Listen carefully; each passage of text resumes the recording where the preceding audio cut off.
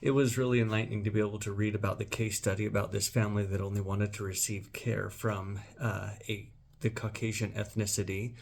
It really made me think about the risk that is associated with that, both the risk of discrimination, yet also compromising possible patient care.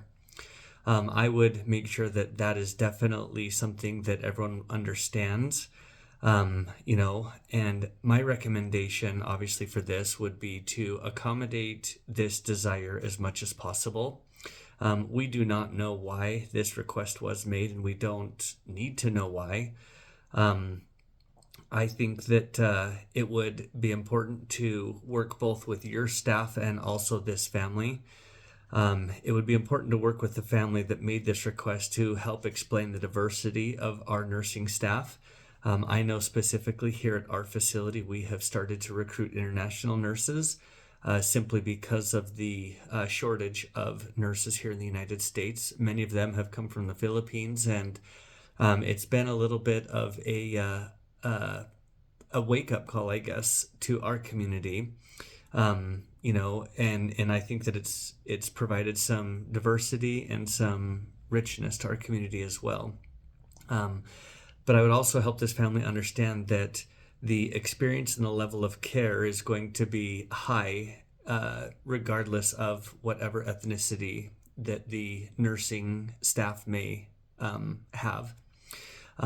We would obviously work as much as we could to provide this request for this family. But in an experience in which we were not able to, I think that it would be important to always offer a change of nurses if the family was unhappy.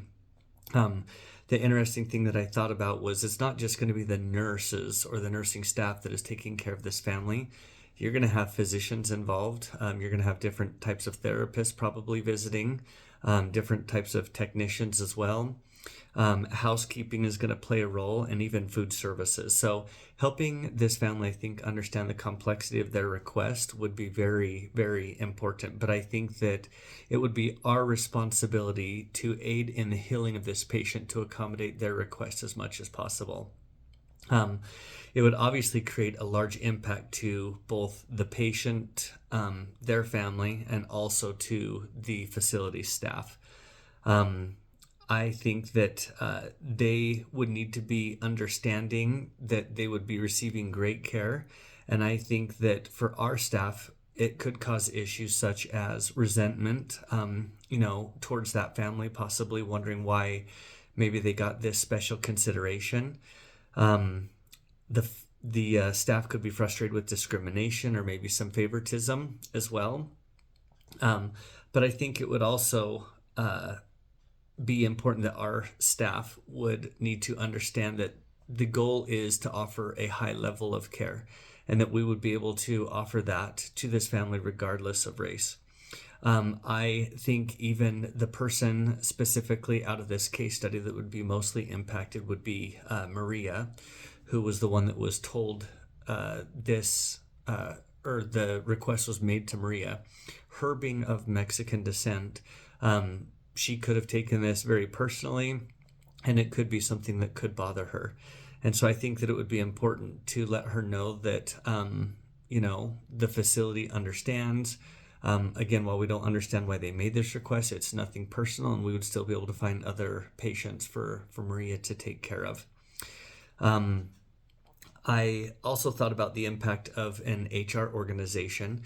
And there's obviously a lot of risk because HR then has to deal with whatever risk is associated, whether formal complaints are, made against the facility or against certain nurses, or even within the facility, certain employees could possibly make certain, complaints to HR in dealing with this family. So it's a very complex situation, balancing both this possible discrimination or this feeling of discrimination, also while still offering a high ability to care for that patient. As far as a policy, something that I thought that would be very helpful moving forward would be to outline a policy proactively. And I just wrote up something that it reads, in our commitment to providing compassionate and equitable health services, we acknowledge the importance of addressing and preventing ethnic discrimination. amongst healthcare workers and employees in both their interactions with patients and the care that they're giving. This discrimination, whether implicit or explicit, can undermine the trust and well-being of patients. It's essential to recognize that every individual, regardless of their ethnic background, deserves to receive health care that is respectful, culturally sensitive, and free from any bias.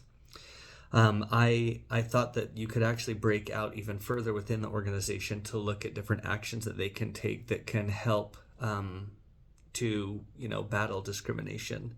And those things were things like education and training to staff, promoting diversity and inclusion within staff, also making it very clear that there is a zero tolerance policy for any type of discrimination.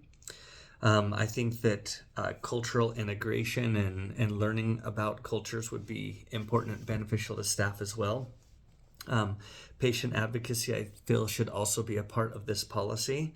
And then continuous evaluation. It's not just going to be a one and done with this policy. It's continually monitoring how we're doing as an organization. I believe that by taking these different measures, you'd be able to create an environment that is much more welcoming, respectful, and free from any type of discrimination. I feel that it would also, to kind of go back a little bit, it would be very important for this family to understand that they should feel comfortable making this type of a request. Again, it's about the patient, and in the end, the patient's healing. I actually spoke with our chief nursing officer here at our facility, and he said that certain types of requests are actually not uncommon at all. There are many types of patients that do request certain nurses of different types of ethnicities, or do not feel comfortable with certain nurses because of their appearance.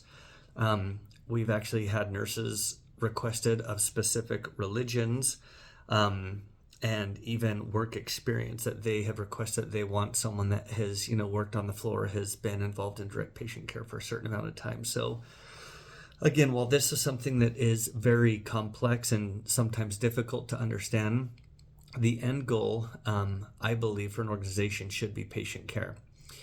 But I also believe that we need to balance that discrimination, and understand that patients do have desires and wishes that would help them in their recovery and to regain their health back.